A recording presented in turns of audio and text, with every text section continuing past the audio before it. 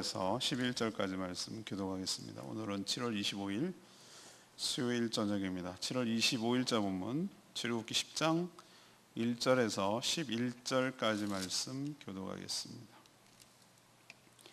구약성경 96쪽입니다. 여호와께서 모세에게 이르시되 바로에게 들어가라. 내가 그의 마음과 그의 신하들의 마음을 완강하게 함은 나의 표징을 그들 중에 보이기 위함이며 내가 애굽에서 행한 일들 곧 내가 그들 가운데에서 행한 표징을 내 아들과 내 자손의 귀에 전하기 위함이라. 너희는 내가 여호와인 줄을 알리라. 모세와 아론이 바로에게 들어가서 그에게 이르되 히브리 사람의 하나님 여호와께서 말씀하시기를 내가 어느 때까지 내 앞에 겸비하지 아니하겠느냐. 내 백성을 보내라. 그들이 나를 섬길 것이라. 내가 만일 내 백성 보내기를 거절하면 내일 내가 메뚜기를 내 경내에 들어가게 하리니 메뚜기가 지면을 덮어서 사람이 땅을 볼 수 없을 것이라. 메뚜기가 내게 남은 그것 곧 우박을 면하고 남은 것을 먹으며 너희를 위하여 들에서 자라나는 모든 나무를 먹을 것이며 또 내 집들과 내 모든 신하의 집들과 모든 애굽 사람의 집들에 가득하리니 이는 내 아버지와 내 조상이 이 땅에 있었던 그날로부터 오늘까지 보지 못하였던 것이리라 하셨다 하고 돌이켜 바로에게서 나오니 바로의 신하들이 그에게 말하되 어느 때까지 이 사람이 우리의 함정이 되리이까. 그 사람들을 보내어 그들의 하나님 여호와를 섬기게 하소서. 왕은 아직도 애굽이 망한 줄을 알지 못하시나이까 하고 모세와 아론을 바로에게서 다시 데려오니 바로가 그들에게 이르되 가서 너희 하나님 여호와를 섬기라. 갈 자는 누구냐. 모세가 이르되 우리가 여호와 앞에 절기를 지킬 것인즉 우리가 남녀노소와 양과 소를 데리고 가겠나이다. 바로가 그들에게 이르되 내가 너희와 너희의 어린 아이들을 보내면 여호와가 너희와 함께함이 드니라. 보라, 그것은 너희에게는 나쁜 것이니라. 그렇게 하지 말고 너희 장정만 가서 여호와를 섬기라. 이것이 너희가 구하는 바니라. 이에 그들이 바로 앞에서 쫓겨나니라. 하나님은 재앙을 통해 표징을 삼고 또 후대에 교훈하기를 원하셨습니다.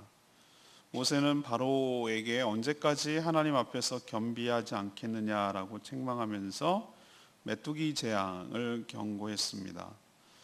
바로의 신하들도 바로에게 나라가 망하게 생겼다며 이스라엘 백성들을 보내라고 그렇게 요청을 합니다. 바로는 모세를 불러 절기를 지키러 가되 장정만 가라고 했지만 모세는 다 가야 한다고 거절하는 내용이 오늘 내용이 됩니다. 지금 계속 열 재앙을 다루고 있는데 오늘은 여덟 번째 재앙 메뚜기 재앙에 대해서 이야기를 하고 있습니다. 하나님께서 내리시는 재앙의 목적이 무엇인가? 이것이 오늘의 질문입니다. 오늘 보면은 뚜렷하게 하나님께서 이야기를 하고 계십니다. 2절에 보니까 하나님의 존재와 능력을 전하기 위해서 그렇습니다. 하나님은 계속되는 재앙의 이유와 목적을 분명하게 오늘 말씀하고 계신데 두 가지 때문입니다. 하나는 1절 말씀처럼 바로와 이집트 백성들에게 하나님의 표징을 보이기 위해서 그렇습니다. 표징이라는 것은 자연적이지 않은 특별한 기적인데 이것은 하나님만이 하셨다고 인정할 수밖에 없는 그런 이적을 표징이라고 부릅니다. 그러면 재앙은 하나님께서 하셨음을 보여주는 분명한 증거가 될 것이다. 그런 의미인 것이죠. 이들은 수많은 신들을 섬기고 있습니다. 바로 역시 태양의 아들로 신격화되어 있습니다. 하나님께서 그것이 아니라는 것, 태양이 이 땅을 다스리는 것이 신이 아니라는 것을 입증해서 보이겠다는 것이죠. 또 다른 목적이 있습니다. 2절에 나오는 것인데 이스라엘 백성과 그 후손들에게 뭐 하기 위해서? 교훈하기 위해서 그렇습니다. 교훈하기 위해서. 양쪽에 두 가지 포석이 있는 것이죠. 바로와 이집트 백성들에게는 하나님의 살아계심과 하나님의 존재와 능력에 대해서 분명한 표징, 증거를 보이기 위한 것이고, 이스라엘 백성들 측면은 그 백성과 그 후손들에게는 이것이 이렇게 해서 하나님께서 구원하셨음을 교훈하기 위해서 그렇습니다. 왜 그러냐면 이들도 다 하나님이 행하시는 재앙을 다 목격했기 때문이죠. 제가 주일날 말씀드렸죠. 이들도 요셉 때문에 집단 이주, 이민을 했지만 무려 430년 동안 이스라엘 백성들은 어디서 살았냐면 애굽 문화, 이집트 문화에 동화되어서 살았기 때문에 지금은 비록 하나님께서 구분해서 고센 땅에는 재앙을 내리고 있지 않지만 이들은 심정적으로 여전히 이집트 문화와 종교에 익숙한 사람들이란 말이죠. 이렇게 생각할 수 있어요. 운이 좋아서 우박도 안 내리고 뭐 이렇게 한다만 마음속 깊이는 하나님에 대해서 아직도 신뢰를 하지 못하고 있는 것이. 그래서 하나님께서 확실하게 너네들을 보호하고 이끌어낸다라는 것을 믿음이 생기도록, 또 당대뿐만 아니라 후대까지도 계속해서 이런 과정을 통해서 하나님이 구원하셨다라는 것을 분명하게 보이기 위해서, 교훈하기 위해서 이스라엘 백성 측면에서는 그것 때문에 하는 것이죠. 그러니까 반신반의했던 하나님의 존재와 능력을 분명하게 확인할 수 있는 좋은 기회가 재앙이라는 과정을 통해서 알 수가 있는 것이죠. 이런 표징은 당대만 아니라 후대에도 계속 전달되고 또 전수되어서 하나님을 계속해서 신뢰하고 순종하게 하려는 그런 의도 때문에 이렇게 한 것이죠. 우리 인간은 쉽게 잊어요. 우리 그렇죠? 안 잊어버리는 건 원수.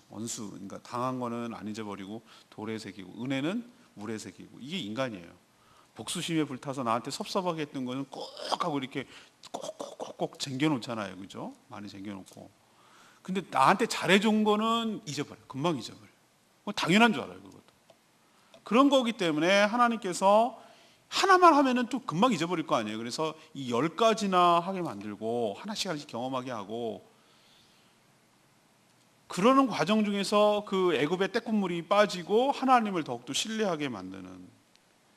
우리는 얘기해 주는 건 금방 잊어버리는데 몸으로 체험한 거는 생생하게 기억을 하거든요. 하나님께서 여러분들에게 여러 가지 사인을 여러분의 몸속으로 체득하게 하는 것은 여러분들에게 어떻게 하기를 원하시냐면 하나님의 존재, 하나님 살아계심, 그리고 하나님의 능력, 그리고 하나님 우리 얼마나 사랑하시는지를 머리가 아니라 몸으로 느끼고 있어야 돼요. 몸으로 느끼고 있어야 오래가고 안 잊어버린다는 거예요. 우리도 다루시는 방식이 그런 것이.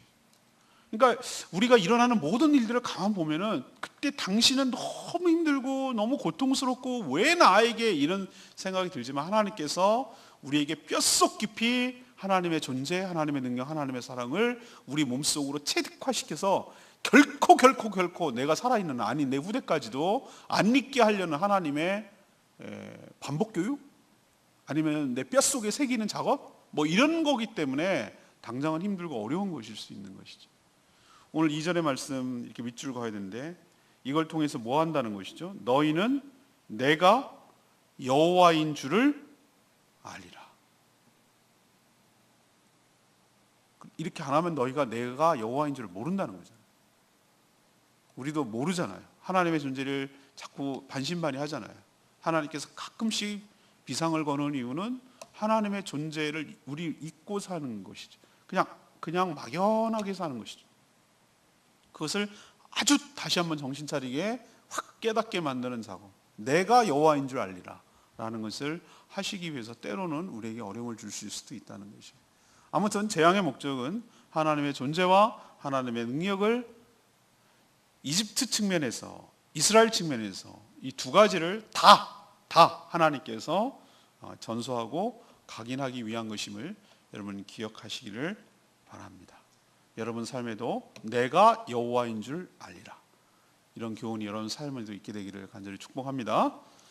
두 번째 얘기는 3절부터 나오는데요. 하나님을 대적하는 자를 낮추기 위해서 그러는 거예요. 낮추기 위해서.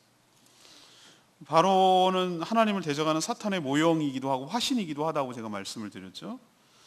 그는 자신보다 높은 이가 없다고 말하며 아주 교만한 자예요. 교만의 극치를 달리는 자예요. 그리고 또 교활하기까지 해요. 사단이 그렇다는 거예요. 사단이 교만하긴 한데 멍청하다. 그러면 이건 까면 안 되는 건데 우리를 훨씬 더 능가하는 교활함이 있어요. 그래서 이렇게 우리가 인간이 여러 가지 어려움을 당하는데, 그리고 또 권력을 갖고 있어요. 권세를 갖고 있다고. 우리를 속여서 죄를 짓게 한 다음에 죄로 우리를 위협하고 고발하고 고소하고 하나님과 이간을 시키고 멀어진 것을 갖고 끈떨어진 연처럼 우리 뒤에 봐주는 하나님과의 관계를 끊어버려 놓고 우리를 갖고 노는 거야. 죄라는 미끼를 던져놓고. 그래서 우리의 실제적인, 우리가 구원받기 전에 그리고 지금도 여전히 이 땅에서 존재하고 있는 실권자, 그러니까 권세가 있는 자가 사단이에요. 막강한 행사를 많이 행합니다. 누구를 통해서? 바로와 같은 사단에게 완전히 씌인 사람들을 좌지우지 이렇게 해가지고 그의 생각 속에서 좌지우지 해가지고 한다고 제가 말씀드렸어요. 비전 트립 할 때 학생들에게 쭉 데리고 다니면서 그런 얘기를 하고 있는데, 사단이 바보냐 멍청하냐 뿔 달린 도깨비로 나타나는 줄 아냐, 천만의 말씀이에요. 얼마나 교활한지 몰라요. 제주 사람을 장악하는 것이 무엇입니까? 그 틈을 우리는 줬어요. 억울함, 분노, 이런 것들이, 살인, 이런 것들을 통해서 그 정서적인 것들 있잖아요. 왜 해가 질 때까지 화를 품지 말고라고 말하냐면은 그 사단에게 틈을 내어주는 거기 때문에. 근데 여기는 억울한 일을 너무 많이 당해왔어요. 역사적으로 그것도 1, 20년이 아니라 몇백 년을 거쳐서 그런 것들이 다가왔기 때문에 사단이 갖고 놀기에 아주 좋은 틈이 쫙 깔려 있는 거예요. 수많은 억울함, 수많은 한들, 수많은 슬픔들, 수많은 원한들, 이런 것들이 너무 많이 깔려 있어요. 그리고 여기는 무지하면 정말 자연재해나 이런 것들, 태풍이 항상 루트가 되고, 바다에 여러 가지 어려움들 뒤집히는 일도 있고, 바람은 늘 강하게 오고, 먹고 살기는 굉장히 척박하고, 이런 것이기 때문에 자연스럽게 12,000씩 나올 수밖에 없어요. 왜냐하면 여러 신격화되어 있고, 그것을 이용해가지고 사단이 문화, 전통, 그 다음에 여러 가지 공포, 이런 것들을 장악해가지고 제주도는 갖고 노는 거예요. 딱 놀기 좋은, 귀신과 사단이 놀기 좋은 아주 환경으로 딱 되어 있어요, 이 동네. 그래서 정말 집요해. 지금도 그러면은 사단이 활동합니까? 활동하죠. 활동합니다. 제가 항상 데리고 가는 데가 있어요. 영등굿, 칠머리 당굿이라고 부르는 전수관이 있어요.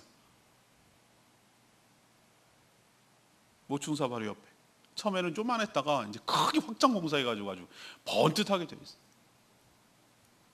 굿을 전수하기 위한, 그것도 나라 돈을 받아가면서 하는 데가 어디 몇 군데 나타났냔 말이에요. 무형문화재라는 이름으로 뒷돈 대주고 생계비 대주고 활동비 다 대주고, 문화라는, 전통이라는 이름으로 페스티벌 하도록 다 만들어 놓고, 어마어마한 페스티벌입니다 그게. 그거 하게 만들고, 입춘대구부터 시작해가지고 얼마나 많은 굿들이 벌어집니까? 사단이 그렇게 머리가 나쁜 게 아니에요. 제가 처음에 왔을 때 도의원이 한 명이 3명, 기독교인이. 아니 왜 그거를 행사를 갖다가 그렇게 합니까? 기독교에 주는 행사가 2,500만 원. 2,500만 원이 뭐냐고 물었더니 성탄절 점등식 할 때 그 트리 만드는 값이, 트리 만드는 값. 그런데 불교나 샤머니즘은 그보다 몇백 배의 돈을 전통과 문화 보존이라는 이름만으로 들어가는 거야. 그걸 지적했더니 여론의 문매를 맞고 완전히 거의 사회적 매장당할 뻔했어요. 그 기독교 도의원이. 이런 실태입니다. 이런 실태. 그래서 정말 이 제주도가 바뀌기를 저는 간절히 소망하는 것 중에 하나인데, 사회 각계각층에서 정말로 그 포진하고 있어야 되는 이유가 있는 거예요. 그런 일꾼들을 만들어내야 되고 리더를 만들어내야 돼요. 곳곳에 교육계, 정치계, 도의원도 배출해내고 해야 돼요. 그래서 정말로 엉뚱한 곳에 정말 사단에게 농락당하는 것을 제어할 수 있고 거기에 하지 못하도록 할 수 있는 것을 키워낼 필요가 있어요. 바로 사단의 화신입니다. 그가 어떻게 하는지를 우리는 보여주는, 실제로 보여주는 아주 실제 현장의 모습. 그는 교만할 뿐만 아니라 권세도 갖고 있고 교활하기까지, 머리가 나쁜 게 아니에요.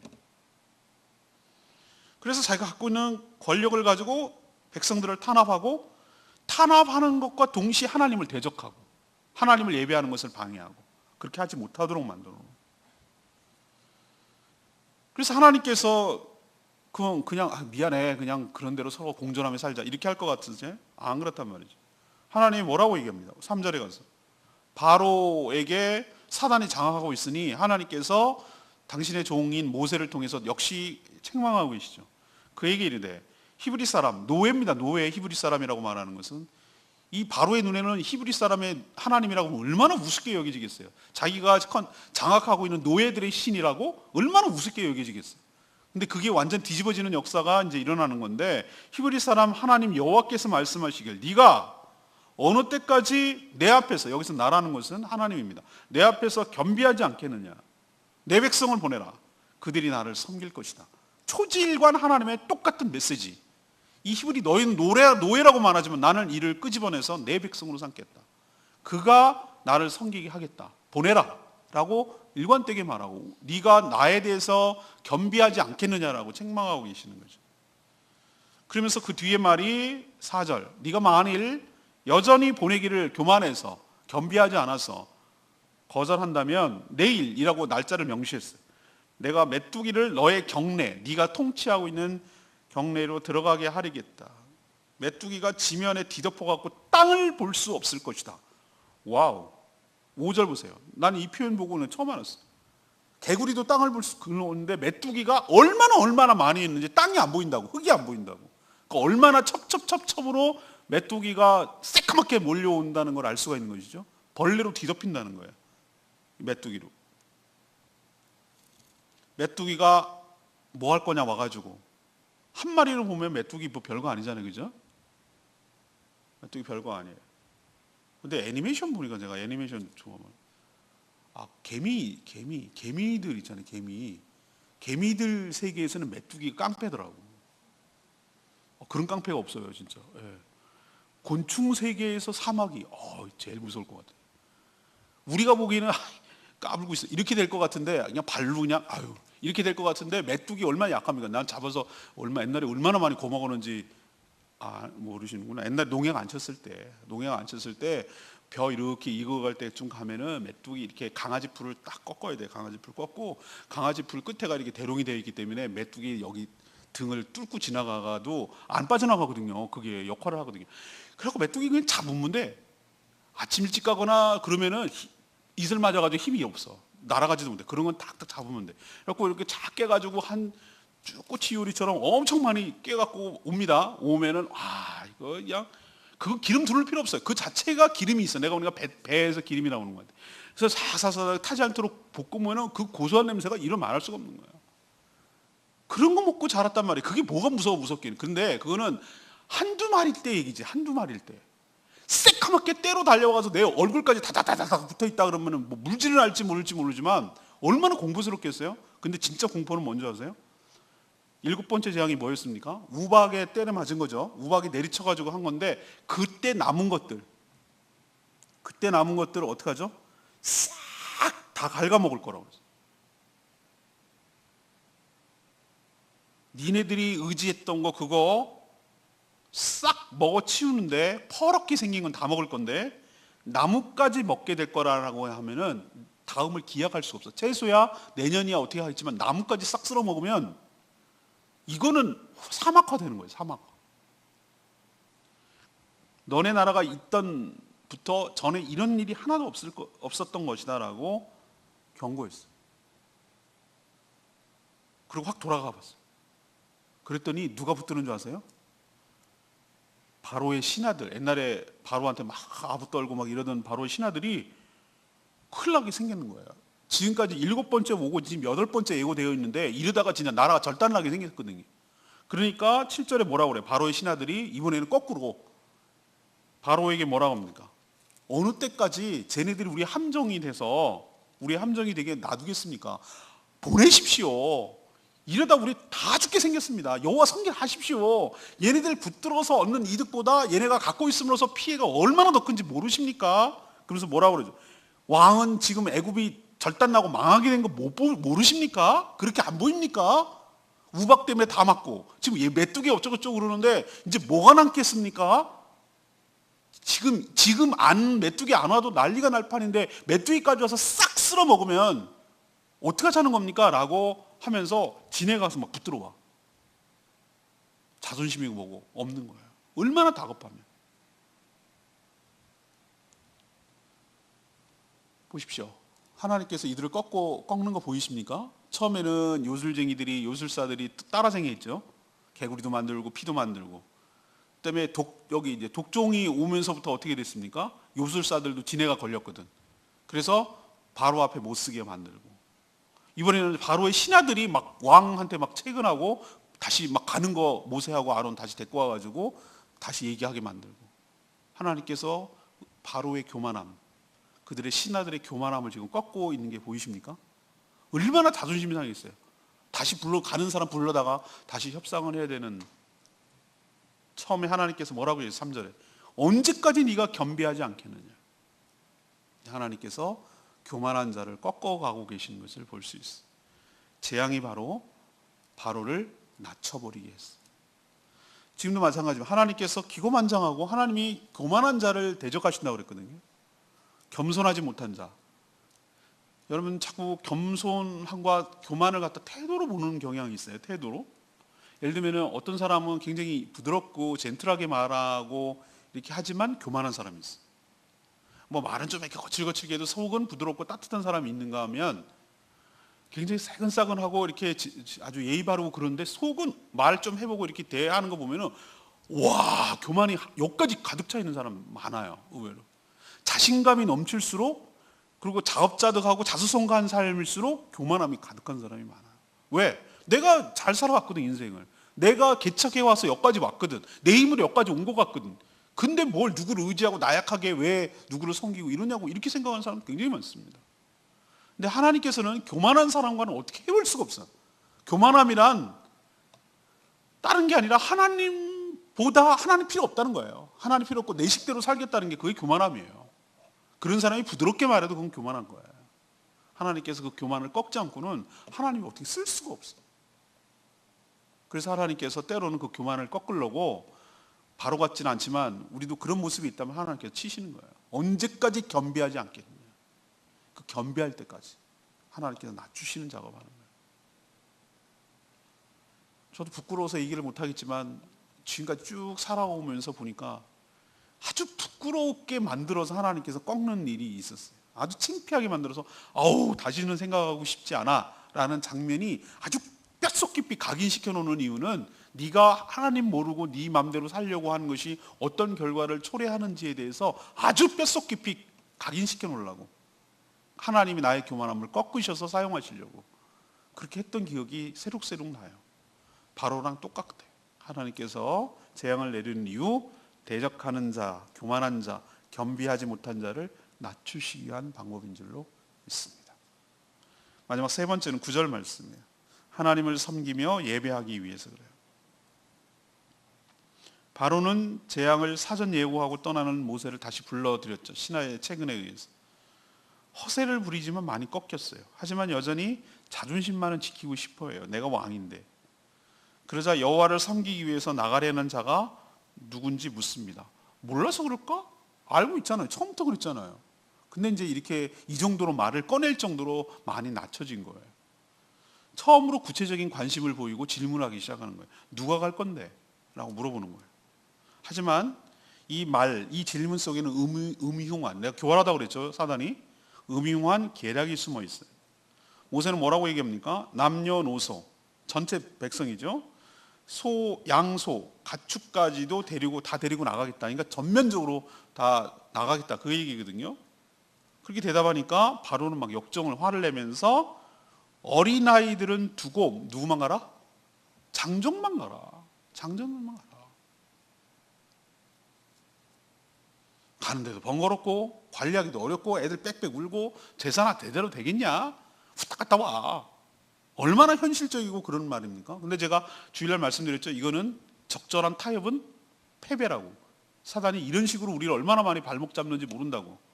하나님을 온전히 예배하지 못하게 하는 거라면, 온 가족들이 말이죠, 신앙생활 하지 못하도록 하는 거라면 뭐라도 던지고 우리는 적당한 선에서 머물게 하는 거예요. 이 정도만 해도 많이 좋아진 거니까 라고 생각하고 덥석 문다고요. 근데 그게 사단의 전략이에요. 사단이 굉장히 머리가 좋다고 내가 말씀드려요. 교활하다고 말씀드렸잖아요. 근데 우리는 여기에서 적절하게 멈추고 여기서 그냥 타협하는 경우가 얼마나 많은지 몰라요. 여러분, 전공법을 선택해야 돼요. 혁명은, 해방은 완전한 자유를 의미하는 것이지, 적절한, 여전히 사단의 영향권 아래 있고 그 세력 안에 있는 것은 진정한 의미에서의 구원이 아니고 해방이 아니에요. 완전한 자유. 주인권이 넘어가는 거예요. 주권이. 사단의, 바로의 영향권에서 하나님의 주권으로 넘어가는 것이야말로 진정한 자유고 해방이란 말이에요. 여기가 될 때까지 우리는 결코 타협해서도 안 되고 타협의 대상도 되지 않는단 말이에요. 여기 속아 넘거나 적절하다고 생각하고 여기 납득하고 그냥 여기서 머물면 안 된단 말이죠. 이 바로의 교활함은 뭐 때문입니까? 애들 놓고 가면 다시 돌아오죠. 가족들 때문에. 어른들은 어떻게 혼자 떠나겠어요. 다시 돌아오게 하려는 거예요.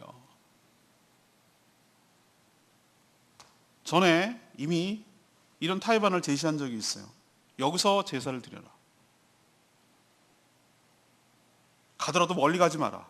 장정만 가라. 나중에는 뭐라고 제안하는지 내일 얘기하겠지만 가축은 두고 가라. 하지만 모세는 단호하게 거부합니다.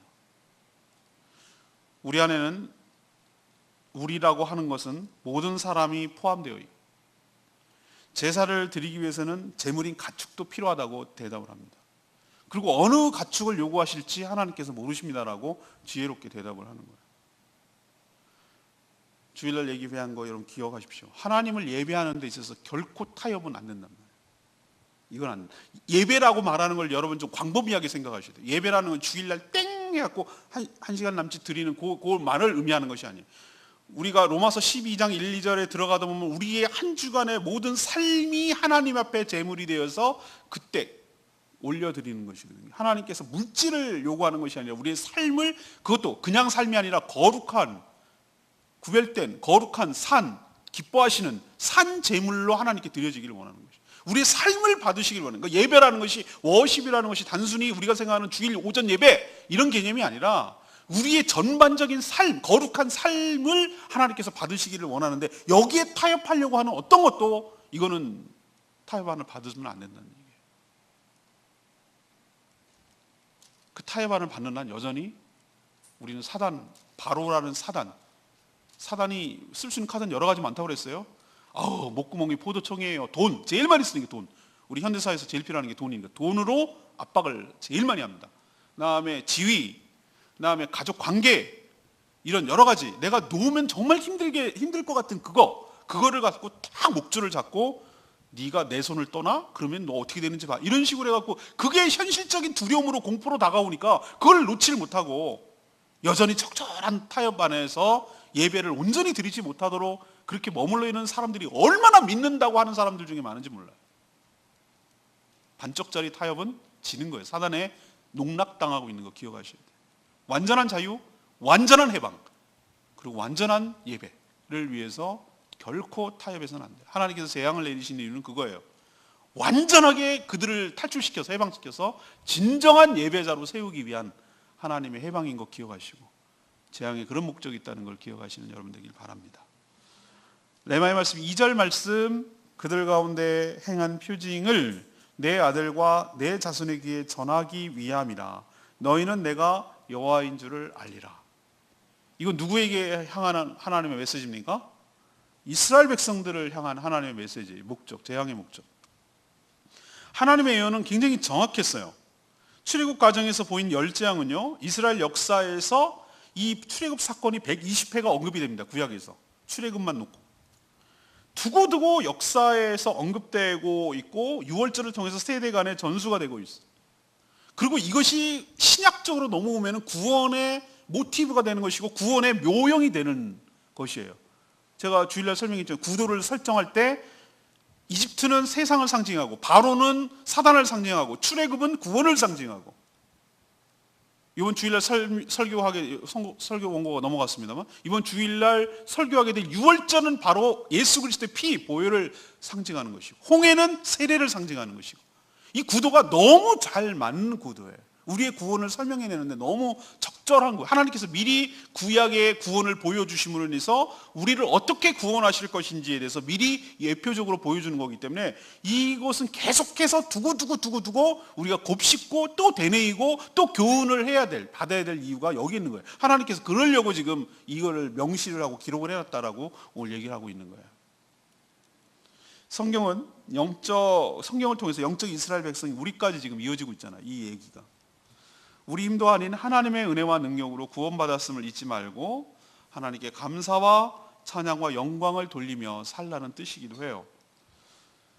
우리도 악하고 강한 세력에게서 하나님의 특별한 능력으로 구원받았으니 하나님 은혜에 감사하며 그 구원의 감격 속에 가나안 가는 그날까지, 최후 승리 얻는 그날까지 광야 생활을 힘차게 믿음 생활 잘하며 나가는 저와 여러분 되기를 소망합니다. 오늘 다시 한번 질문으로 돌아갑시다. 하나님께서 이 지금 재앙 8번째 왔습니다. 내리시는 재앙의 목적이 무엇입니까? 넘버 1, 하나님의 존재, 하나님의 능력을 이집트에게는 분명히 보여주는 것이고 이스라엘 백성들에게도 분명히 보여서 전수하게 하는 것이고 이집트 백성에게는 분명히 보여서 놔주게 하도록 하는 것이고, 두 번째는 기고만장하고 하나님보다 위에 있다고 생각하는 높아진 자들, 겸비하지 않는 자들, 하나님을 대적하는 자들을 재앙을 통해서 깎아내리시고 낮추시게 하는 작업을 하시는 것입니다. 세 번째는 온전히 하나님을 섬기고 예배하기 위한 백성을 출애굽시키고 구원하기 위한 방법으로 재앙을 내리시는 것이죠.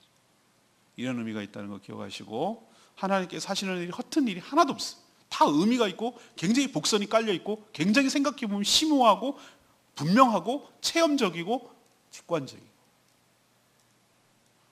오늘 말씀 붙들고 이렇게 우리에게 베풀어 주신 하나님 은혜에 감사하며 감격하며 승리하는 그날까지 믿음으로 살아가는 저와 여러분 되기를 소망합니다. 오늘 말씀 붙들고 기도하기 전에 128장 찬양집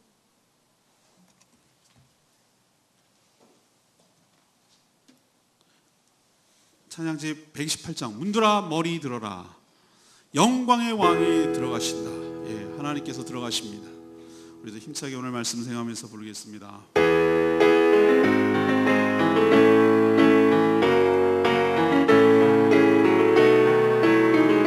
문들아 머리 들어라 문들아 머리 들어라 늘지어 영원한 문들아 영광의 왕 들어가시도록 영광의 왕 들어가신다. 다시 한번 문들아 머리 들어라 늘지어 영원한 문들아 영광의 왕 들어가시도록 영광의 왕 들어가신다. 영광의 왕 되시는 강하고 능하신 주로다. 전쟁에 능하신 주시라. 다 찬양 위대하시라.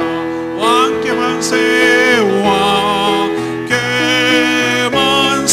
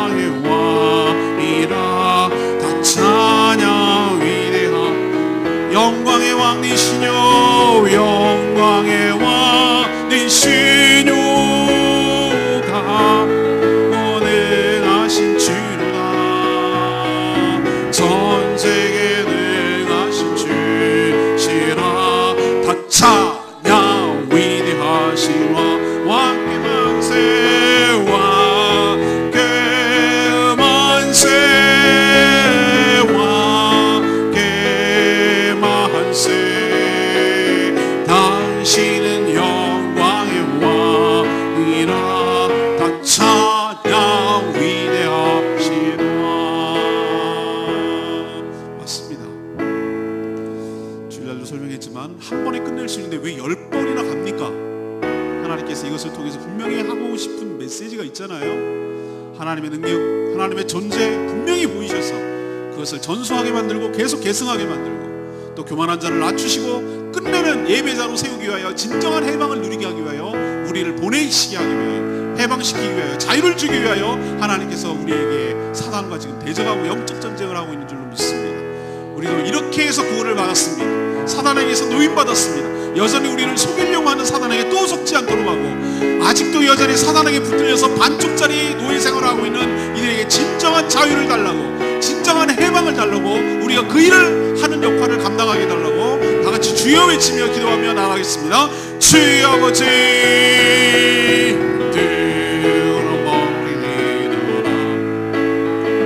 들릴지어다 영원한 분들아 영광의 왕 들어가시도록 영광의 왕 들어가신다. 영광의 왕이시뇨 왕원이 하신 주로다. 전쟁에 능하신 주시라. 다 찬양 위대하신 왕께 만세 왕께 만세. 당신은 영광의 왕이라. 다 찬양 위대하신 왕.